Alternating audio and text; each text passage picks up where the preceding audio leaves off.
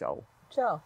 Mēs atrodamies Mārtiņa kapos, vietā, ko parasti saista drīzāk ar dzīves nobeigumu. Un tomēr varbūt kādos senākos laikos, ja viduslaikos, kapi nav vienmēr bijuši vieta, kur tikai piemin mirušos, bet šī bija arī tikšanās vieta. Un tā tas ir arī mūsdienās. Vēl joprojām šeit tiekas cilvēki, tāpēc mēs tiekamies šeit. Kā tu jūties šodien? Ir svētdiena, un es kā parasti esmu tajā dīvainajā stāvoklī, ka es zinu, ka man būtu jāatpūšas, un es zinu, ka man būtu jāstrādā. Bet diena sāk kļūt labāk ar katru mirkli. Kad tu pēdējo reizi biji kapos? Šodien? Godīgi sakot, es neatceros. Es laiku pa laikam viņiem nobraucu garām, bet iespējams, ka pēdējā reize, kas ir atmiņām piesātināta, bija, kad es braucu ar bērnu uz skolu, un mēs braucam garām kapiem, un tad es sapratu, ka bērns konsekventi sauc kapus par zombiju dārzu. Vai nav tā mazliet dīvaini atrasties zombiju dārzā, vai arī tev tas šķiet ok? Es, kā visi, esmu arī no tām paudzēm, kam bērnībā pusauģu gados likās ļoti stilīgi staigāt pa kapiem. Šobrīd man šķiet, ka nē, man šķiet, ka manas attiecības ar kapiem ir daudz vairāk par to, ka tā ir vieta, kur tu pilsētas vidū var nebūt pilsētā. Ko es gribēju tev pajautāt, kāda ir tava pirmā atmiņa? Jebkad? Tu esi trāpījusi tieši to,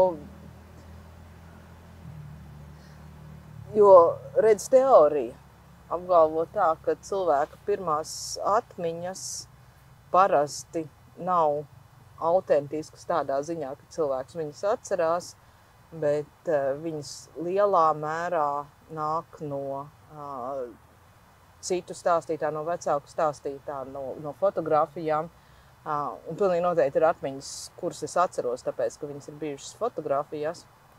Bet, ja godīgi, es savu bērnību atceros ļoti maz. Man ir viena atmiņa, kas varētu būt autentiska, kur es mātei prasu knupīti, un viņa man apgalvo, ka es esmu pārāk liela, lai man būtu knupītis. Un tas noteikti ir kaut kas tāds, ko es mātei esmu pieminējis pēc tam gadiem. Viņa man vienmēr ir teikusi, ka viņa jau nebija tāda. Bet tu vari iztēloties, kāda bija tā vieta, kur tu prasīji to knupīti? Vai tas bija ārā vai iekšā? Tas bija mājās diezgan noteikti, tāpēc, ka man šķiet, ka bija tā, ka mājās drīkstēja un ārā jau daudz agrāk nedrīkstēja, jo cilvēki kaut ko komentēs, bet tad mājās vēl kādu brīdi drīkstēja arī tad, kad publiski to nevienam nerādīja.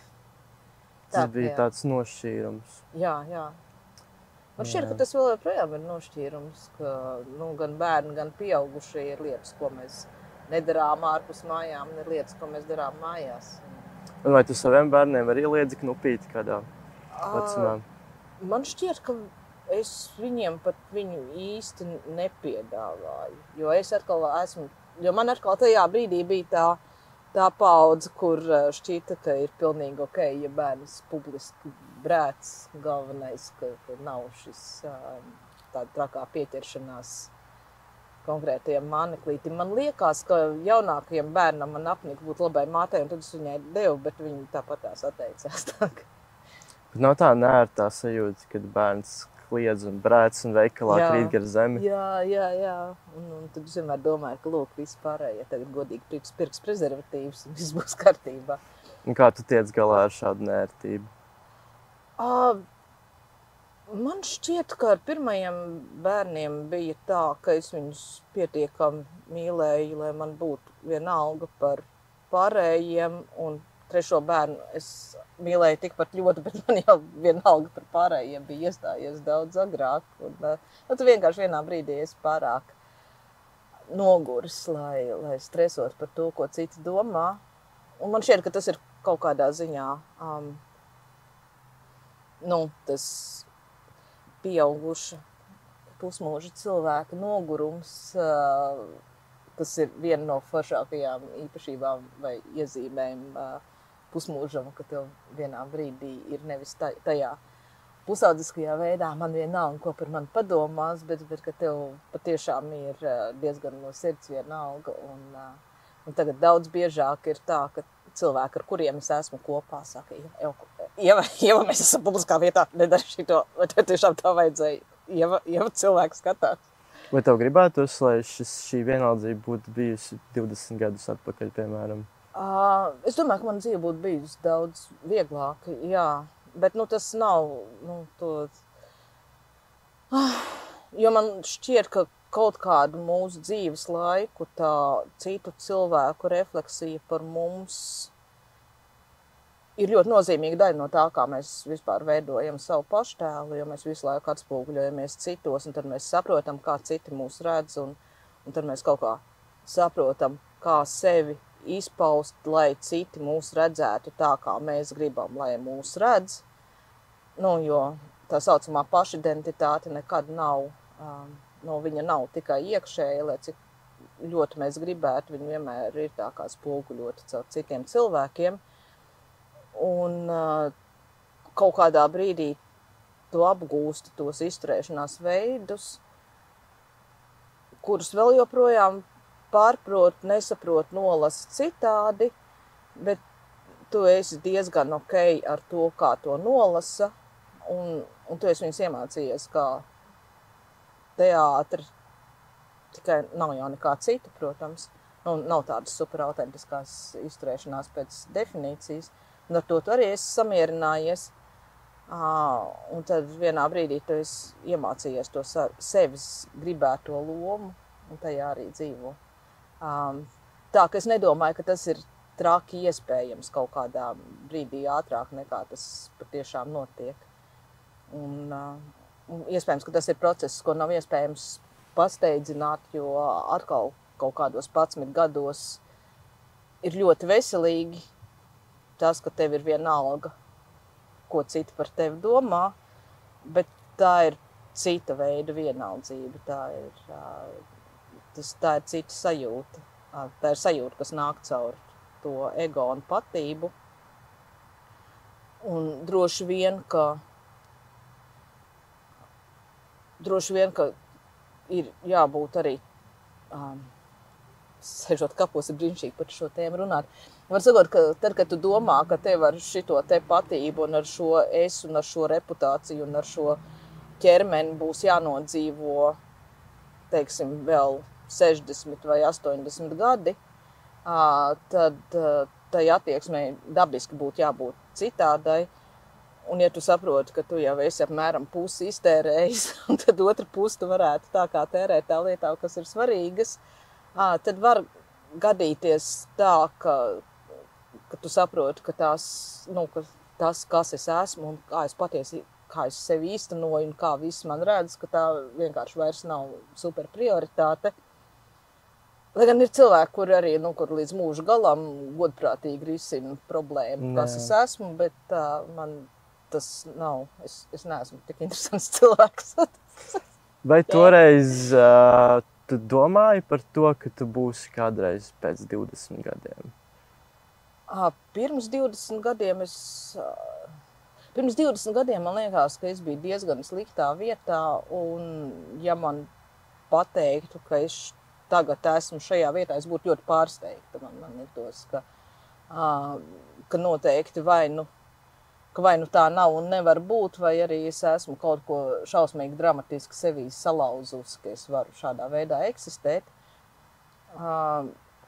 Pirms kaut kādiem 25 gadiem es atkal ļoti iespējams būtu traki vīlusies par to, ka es daru miljonus interesantas lietas, bet es neesmu sasniegusi pasaules slavu, izcilību un atzinību.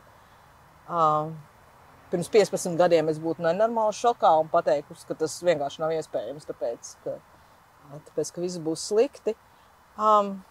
Kas tagad ir tas, kas tev būtu pārsteidzis? Man šķiet, ka man būtu pārsteidzis tas, ka es varu salīdzinoši mierīgi darīt sarežģītas lietas un darīt, ka es varu izvairīties no kaut kādām dramatiskām kļūdām. Vai arī viņas pieļaut, bet neuztvert tās kā dramatiskas kļūdas, tas būtu korektāks apzīmējums. Jā, man šķiet, ka tas būtu tas mans lielākais pārsteigums, ka ir iespējams atrast priekš manis kaut kādu tādu mentālo stabilitāti. Kā ikdienā bez rakstīšanas, bez tulkošanas? Ko tu dari? Es tulkoju, es rediģēju, es drusciņu pasniedzu. Es daru daudz ko, un ja man paveicās, tad es varu sabalansēt to budžetu kaut cik. Tas vienkārši nozīmē to, ka man nav daudz brīvdienu, un tas nozīmē to, ka es strādāju, man šķiet, ātrākā tempā nekā citi cilvēki. Tad tādā gadījumā, kā tu pavadi savu parastāko dienu? Iztēlosimies, ir vienkārša diena, kurā tu pamosties, un kas notiek tālāk? Es pamostos pulksteni apmēram 6, un kaut kur apmēram 7 es sāku strādāt. Apmēram 4 stundas, kas ir mans maksimums, līdz kādiem 11, tad es strādāju, tulkoju, izdaru savu dienas normu ar dažādiem tekstiem.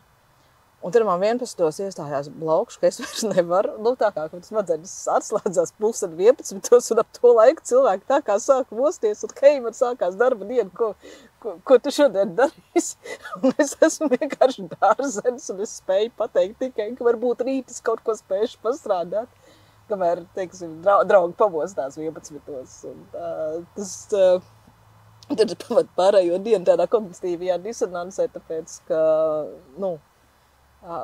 man ir kā kaut kas būtu jādara, tad es mēģinu atrast vai kaut ko intelektuāli mazāk intensīvu, ko vēl var izdarīt, vai arī iespējams palasīt, uztaisīt ēst, kaut kur aiziet pavadīt laiku ar cilvēkiem, kas ir visas tās lietas, kuras šobrīd mani sargā no izdegšanas, tas buferīts ir pārējā laikā.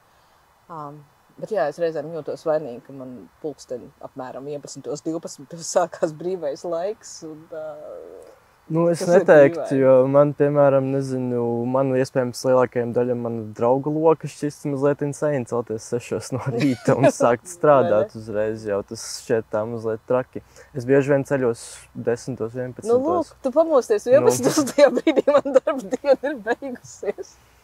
Bet varbūt tieši dienas skaistāko laiku kaut kā pavadīt, neko nedarot, arī varētu būt forši. Jo tieši pirms brīža mums tā skaisti spīdēja virsū saule, no kā man radās jautājums, kā tavuprāt būtu vislabāk pavadīt šādu dienu? Vislabāk? Kā šodien? Šodien? Tā, un te, saprot, ka pēc tam ir tā kā jātiekās ar draudziņu, un tas, ko es pateikšu, tā arī būs. Es teiktu, ka drusciņu lēnītēm komfortabli pastrādāt būtu ļoti jauki. Es nezinu, vai to var izdarīt. Noteikti kaut kur mēs varētu braukt, tā vietā aiziet ar kājām. Varbūt paēst ārpus mājas. Varbūt atcerēties par kaut kādu vietu, kur mēs nekad vēl neesam te bijuši, mēs varētu uz turieni aiziet, kā piemēram uz Mārtiņu kapiem. Un faktiski tā ir tāda dilemma, ka vienā brīdī man būtu jāieslēdz tas klikšķis, vai es šodien strādāju, vai es šodien nestrādāju. Un man tas klikšķis būtu jāizdomā diezgan ātri, jo pats sliktākais šīs eksistences posms ir tad, kad tu neko nedari, tu it kā vari neko nedarīt, un tu visu laiku domā par to, ka tev kaut kas būtu jādara. Tā, ka ideāli droši vien būtu kaut kur blandīties apkārt vai slaisīties apkārt. Vai tev tas klikšķis, ko tu pārslēdz, tas jau ir tad 6 no rīta, tu pamosties, un vai tu tomēr nepamosties, un tad ir tas klikšķis arī pārslēgts automātiski, ka visi šodien nestrādāšu? Viņš nepārslēdzās automātiski, tas gan ir mentāls darbs, kad tu apsēdies un ļoti apzināti sakoncentrē visu savu palikušo gribas spēku un saki, ok, tagad es nesatraukšos par lietām, par kurām es jau zinu, ka viņas notiks vai nenotiks tā, kā es esmu iedomājusies. Tā ir vēl viena lieta, kas iespējams, tā ir vēl viena lieta, ko es ilgi esmu mēģinājusi apgūt, un es nesaku, ka man tas jau izdodās, bet ka tu vari apmēram iztēloties to mentālo stāvokli, kas tev būtu vajadzīgs, un ar gribas spēku sev pateikt, jā, es tagad jūtos šādi, manas sajūtas ir valīdas, un viņas ir pilnīgi normālas, un es viņas saprotu, bet, ja es vēlos kaut ko citu, tad man ir apzināti kaut kas jāsaķīlē sev smadzenēs, un tur, protams, ka vienmēr ir tas balanss, tāpēc, ka tu ļoti ilgi savas smadzenes saklikšķina tā, kā tu gribi, tad es pieņemu, ka vienā brīdī smadzenes pasaka, piedod, nebūs te nekādas klikšķināšanas, vai pat smadzenes ķermenis vēl vairāk, kaut kādā brīdī tu vairs nevari to kapacitāti dabūt, un tas ir traki dīvaini, ka tu skaties uz sevi kā, kaut kādā brīdī mēs skatāmies uz sevi kā uz tādu milzīgu iespēju burbuli, kur tās iespējas visas ir vienkārši. Un kaut kādā ziņā arī tas neoliberālais pasaules uzskats mūs liek tā domāt, ka cilvēks var visu, viņš vienkārši saņemās un izdara, vai ne, kur, protams, saitītē nāk līdzi, ka depresija ir izlaidība un nīkuļiem, un tagad nākamais brīnišķīgais pakāpiens, kas man šķiet tikpat neveselīgs, ka depresija ir slimība, un tas nozīmē, ka tev ir jālieto antidepresanti, lai tu atkal būtu darbspējīga persona, un tas ir, var sakot, ka būt depresīvam un neko ar to nedarīt ir izlaidība un slinkums. Un tajā pašā laikā, teiksim, par jebkuru citu lietu, vai par, ja mēs neesam pilnīgi kretīni, tad īstenībā par jebkuru citu cilvēku, ko mēs mīlam, mēs nedomājam, ka šis cilvēks tagad var visu. Mēs saprotam, ka katram cilvēkam ir kaut kāda sava kapacitāte, un tās lietas, ko šis cilvēks organiski spēj vai nespēj, vai kas viņam sagādās šausmīgas grūtības un neproporcionāli lielas grūtības. Un ja mēs esam, vēl jau vairāk par lietām, par kurām mēs domājam, kā par lietām, mēs saprotam, ka, ok, es gribētu, lai mans telefons spēj izdzīvot ilgāku laiku, bet viņam baterija ir tāda, kāda viņam ir, un piedod, tā ir. Vai es gribētu, lai uz manu datoru iet šī spēlīte, bet, sorry, viņi tur neies. Ar lietām mēs esam kaut kā pieņemušāk, un ar cilvēkiem mēs esam vairāk tā kā, hei, kāpēc tev neiet šī spēlīte, kas tev kaiš? Bet to apzināšanos, ka tavām spējām, tavai varēšanai ir kaut kāda kapacitāte, un ka tev nevajag no sevis prasīt vairāk nekā tu vari. Man šķiet, ka tas kaut kādā mērā iet pret to visu varēšanas un individuālās pašapziņas un visa tā naratīvu. Un, protams, ka pateikt kādam cilvēkam, hei, tu to vienkārši nevari un tev tas nesanāk arī tikpat dramatiski. Bet iemācīties strādāt ar sevi kā ar ierobežotu, kļūmīgu personu, kas dažkārt kaut ko vienkārši nevar vai nemāk, un tas ir ok, un tev nav jāvar un jāmāk pilnīgi viss, un ir pilnīgi ok, ka kaut kādās situācijās tu ar milzīgām pūlēm sasniegs to, kas citiem būtu tāds absolūti vidusmēra performance. Un vai tev to vajag, vai tu vari vienkārši izvairīties no šīm situācijām pilnībā. Tas kaut kāds tas līdzsvars starp to, ka tu mēģini no sevis tomēr dabūt vairāk, bet tu mēģini arī ļauj sev atrast kaut kādu apkārt ceļu, ka jā, ok, es nevaru to izdarīt šādi. Labi, ok, bet varbūt es to varu izdarīt kaut kādā pilnīgi neparastā veidā, kas citiem nav vajadzīgs, bet varbūt man ir vajadzīgs šis apkārt ceļš.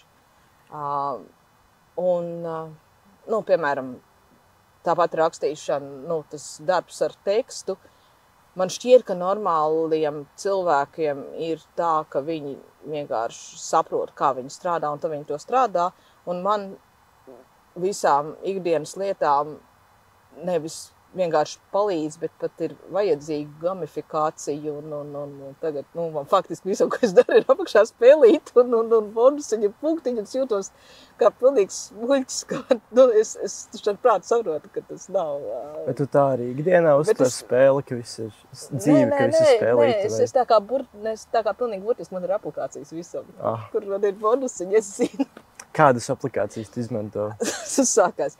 Ir For the Words, kas ir priekš teksts, priekš burtiņiem, ka tev ir jāsit monstrus, un tas man ir novedis līdz tam, ka man šobrīd ir stabils 4000 vārdu limits dienā, un tur tas viss ir iekārtots tā, ka tev nav īsti vērts darīt vairāk, ka tas 4000 vārdi ir arī tas, pie kā es pati varu apstāties un teikt, ok, es esmu izdarījis dienas kvestu, man vairs nevajag.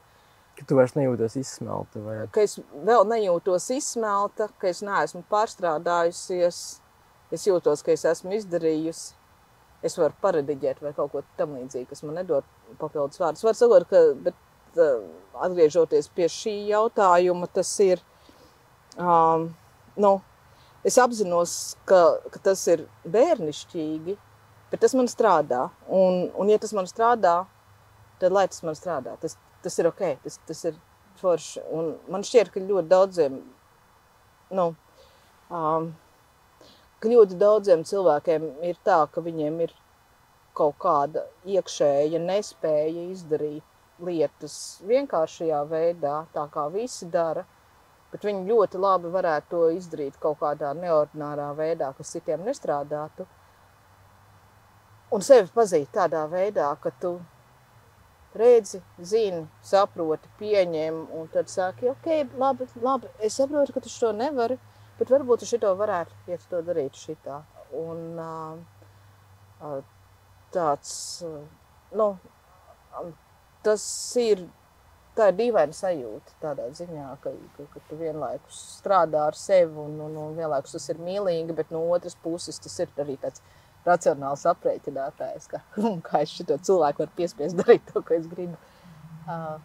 Un atgriežoties varbūt atpakaļ pie tās ikdienas, kas ir labākais veids, kā pavadīt lietainu dienu? Lietainu dienu? Tad ritīgi lietainu. Ritīgi lietainu, aiz loga gāžu lietas.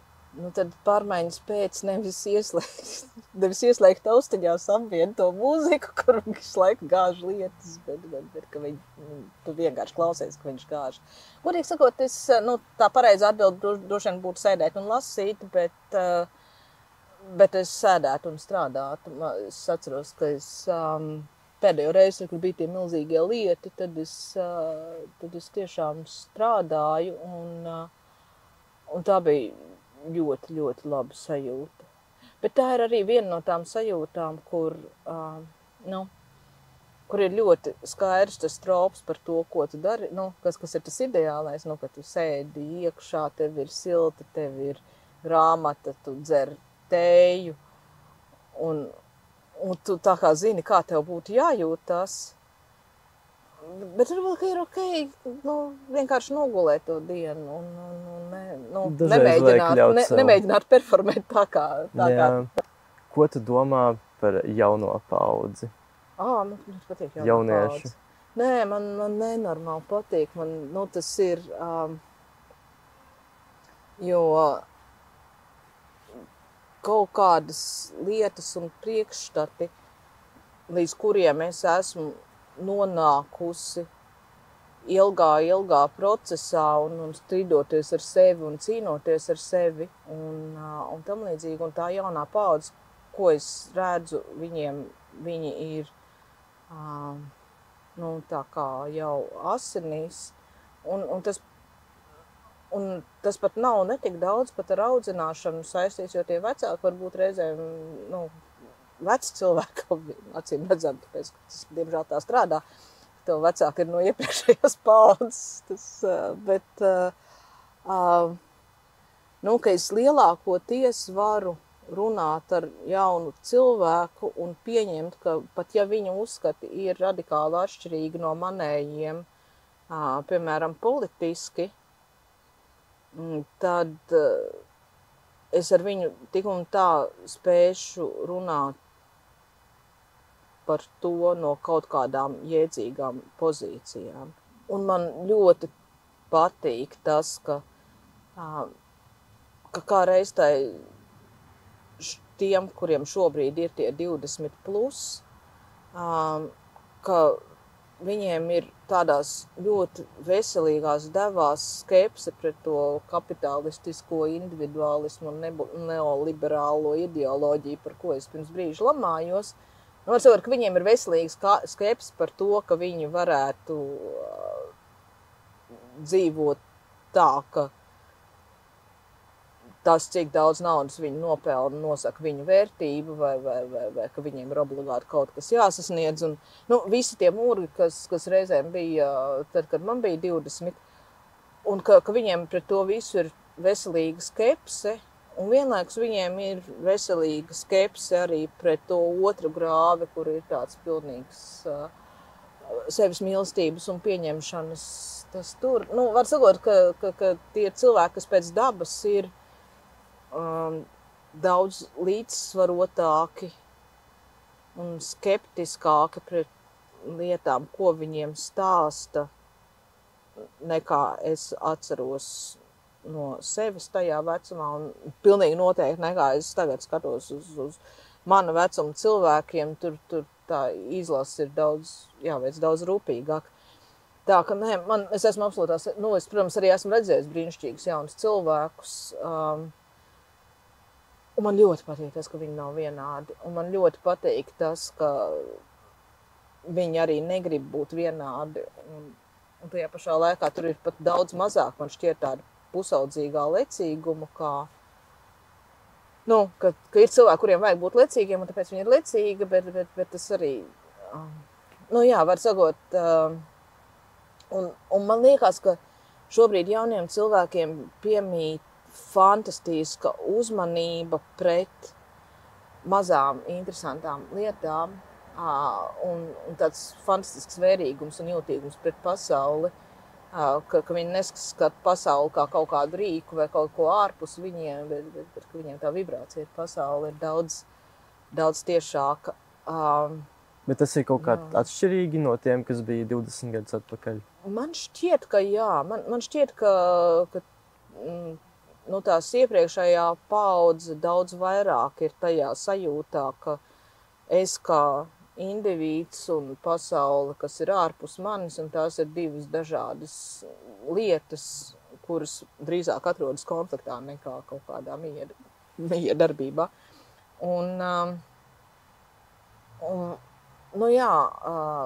Vai teiksim, ka tas agrāk bija daudz skaidrāks priekšstats par to, kāds ir tas tavs ideālais dzīves ceļš, un tagad ir kā no vienas puses ir tā nedrošība, un tiem, kam tagad ir tipa 40, tiem ir šī nedrošība rada trauksmi, tāpēc, ka, tas, ka tu nevari zināt, vai tu pēc 5 gadiem vēl strādās tur, kur tu strādā, tu nevari zināt, vai tu pēc gada strādās tur, kur tu strādā, un ka tu nezini, vai tava profesija varbūt radikāli mainīsies pēc 5 gadiem, un tu ritīgi, varbūt, ka pēc 5 gadiem tu beigsi no kara, sāksim ar to,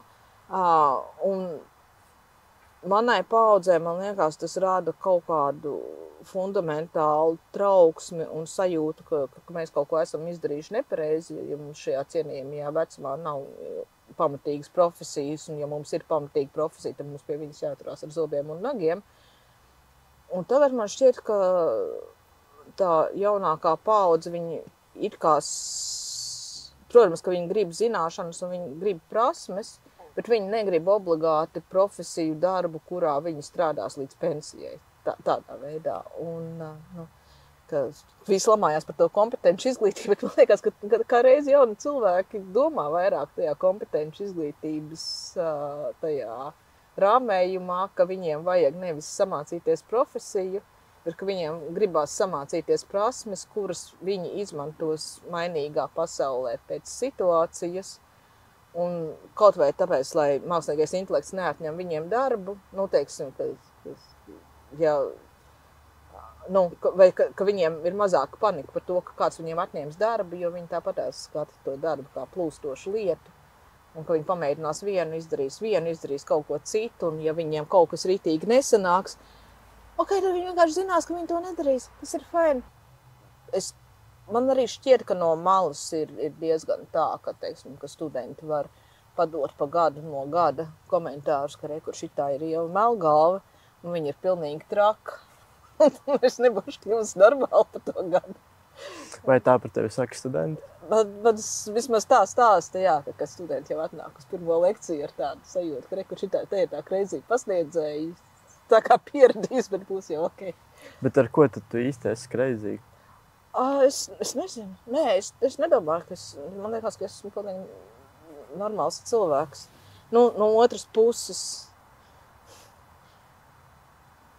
man šķiet, ka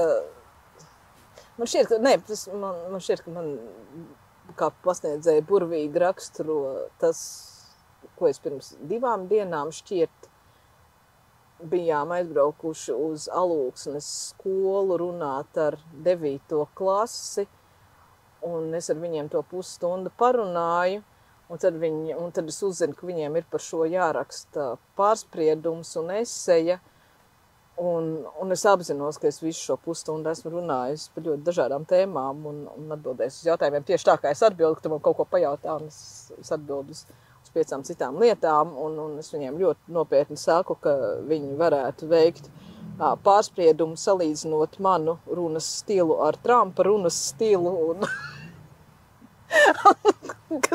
tad es pēc tam apmēram stundu domāju, ka kaut kā tā tas arī ir.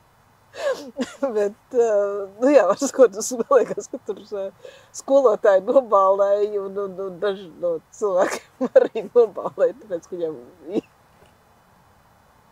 ka viņiem īsti neienāk prātā šādu veidu salīdzinājumu. Es teicu ar Trumpa žestiem.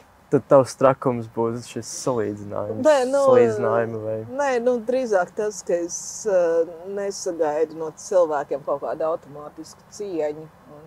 Ka man ir svarīgāk, ka ja cilvēks spēj man iedzīgā, tādā radošā un interesantā veidā nokaitināt, tas ir daudz labāk nekā tad, ja cilvēks cenšas man patikt, ar ko es nekad nezinu, kad cilvēks cenšas uzminēt, ko es no viņa gribu, un izdarīt tā, kā es no viņa gribu, tas man drausmīgi traucē vienmēr, jo, nav jau tā, ka es zinātu. Tā. Jā, bet labi, laikam atgriezīsimies pie vietas, kur mēs esam, pie kapiem. Vai es drīkstu tev pastāstīt savu brīnišķīgo joku? Droši. Kas ir mans mīļākais šīs dienas jociņš, kur tu man saki, ka kurš tur nonāc pie kapiem un tur būs vārti, un pie vārtiem būs darba laiks. Un es teicu, tas ir drausmīgs, tā kā visu mūžu domā, ka beidzot tā, ka tu varēsi tur kapos izgulēsies un tā, bet tur arī ir darba laiks. Yeah. Un tas bija saistīts ar to, ka šeit agrāk pie ieejas vārtiem bija plāksne ar kapu darba laiku, kurš gan nekad neatbild realitātā, jo vārti vienmēr bija vaļā. Un šī plāksne tagad ir noņemta. Un tik tiešām interesanti, ka šeit jau vairs nav darba. darbs beidzies. Varētu būt. Nu, varbūt, nezinu, dažreiz atnāk šeit sagrābt lapas, tas ir šis darbs, kas šeit ir. Rīgas laika jautājums jāuzdod. Par nāvi? Jā, es tikai neatceros, kāds bija, bet viņi vienmēr uzdod vienu to pašu jautājumu par nāvi. Un nedažs tas, man liekas, ka tas katrā intervijā pats krinčīgākais moments, kad tas interviju mēs jūtami nopauzē. Ak, Dievs, ko tu dari, kāpēc tu to dari? Viss taču bija tik labi. Tāds, kā tu gribētu nomirt? Nē, tur tas jautājums bija tā kā, vai tev ir bail no nāves vai kaut kāds. Nu, tas nav daudz ko labāk par to. Tā kā, nu labi. Es nezinu, trakākais salīdzinājums ar kapiem. Kapi kā vai kaut kas tam līdzīgs. Zombiju dārs jau, man liekas, mēs jau to nosadzām. Bet, nē, kā tu gribētu nomirt, tas patiesībā ir traki labs jautājums, tāpēc, ka,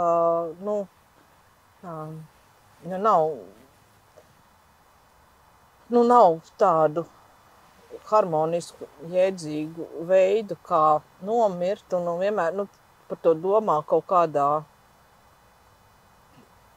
Jā, kaut kādā brīdī tu pārstāji par šito te domāt, tāpēc, ka tu saproti, ka tur nav baigi par šo veidu, kā to izdarīt, jo jo tā stingri ņemot, ir divi veidi, kā nomirt, un viens no tiem ir tas, ka tu pamazām izbeidzies, un tas, ka tu pamazām izbeidzies, tas nozīmē kaut kādu gadu vai divus vai vairāk, kad visi pārējie zina, ka tu nomirs, un viss, var sakot, ka visi tavi ģimeni to zina, visi tavi draugi to zina, un viņi tā kā vairākus gadus gaida, ka tu nomirsi. Un tā kā rūpēties par cilvēku, kurš nomirs ilgstot, tas ir baigais, tas nav viegli, jo vairāk tāpēc, ka tas katrs cilvēks arī ir konfrontēts ar šo jautājumu, kā tad es nomiršu. Un varbūt, ka mūsu kultūra varētu drusku pamainīties uz to virzienu, kur nāve ir vairāk integrēta dzīvē. Jo šobrīd viņi ir, tā kā, ka nomirt skaitās tā kā slikti gaumi, un vienkārši saņemies un izdara to normāli, un aizbrauc uz pansionātu laikus, bez kašķa vienkārši aizbrauc uz pansionātu, nomirst pansionātā, vai tā kā nos no acīm, un lai cilvēki tev atcerās labos veidos. Vai arī, un kas ir šis, ka ir kā tā nāve varētu būt aģentīva tādā veidā, ka es viņu varētu izvēlēties un apzināti uz to iet, bet atkal tur ir tas milzīgais, pašnāvība arī skaitās slikts stils, un pašnāvība ir kā ir tas tāpat aģentīvākā nāve, kur tu visvairāk izpaudi savu dzīvi, savu dzīvi un savas vēlmes un savu intenci, un tas arī neskaitās labi. Un it kā jau tā nomiršana ir tas reāli nomiršana ir vienīgais akts tavā dzīvē, pēc kura tev vairs nav nekāda seka, un tas ir vienīgais akts, kur tev reāli vajadzētu padomāt par citiem, un kā citi pēc tam jutīsies, bet, tāpēc, ka tev vairs nav jārūpējās par sevi. Bet jā, man šķiet, ka mūsdienu kultūrā ir ļoti, ka tā labā nomiršana ir baigais, tas tāds mākslas darbs, un ir ritīgi grūti to izdarīt pareizi. Un tas ir tā, un turklāt, tu esi ļoti iespējams, tu esi vecs, vai tu esi kaut kādā nelabā vietā un situācijā, jo tev viss ir kārtībā, tu droši vien, ka nemirsi nost. Un tad tavs dzīves grūtākajā posmā vēl ir jāizdomā, kā nomirt tā, lai citiem būtu labāk. Tā ka šis patiesībā ir labs jautājums, uz ko man nav labas atbildes, jo droši vien, ka tur ir kaut kāds viltīgs. Bet arī par to nāves integrēšanu dzīvē, vai tas, ka šāda saruna notiek kapos, jau nav kaut kāds akts par to nāves integrēšanu? Vai? Man šķiet, ka tas...